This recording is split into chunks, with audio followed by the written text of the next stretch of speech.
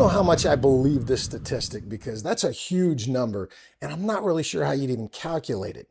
What is believable, however, is the number of employees who would rather hammer their own fingernails one at a time than sit through another meeting.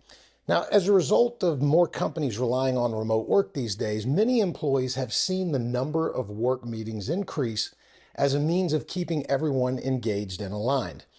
And meeting to meet is just as damaging as not meeting at all. So as someone who has been on both sides of the giving and receiving end of poor meetings in my career, here are 3 things I would recommend to make sure your meetings are more effective. First, follow some kind of structure and cadence, whether it's Patrick Lencioni's Death by Meeting, Gino Wickman's L10 meeting from Traction, or something else. Make sure you are consistent with good structure and cadence. There's nothing worse than sitting in a meeting and just listening to people talk in circles.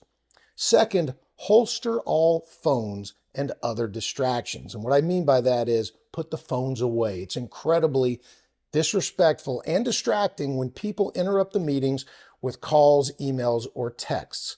Essentially, they are giving an indication of how much more important they feel their own time is than everyone else in the meeting. Finally, end on time. Everyone's time is valuable and not one person more than another.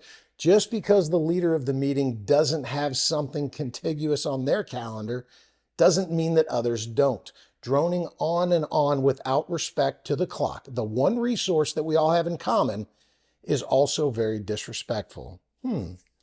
There's something I didn't think about. All this respect and time, it's kind of a common theme. Who knew?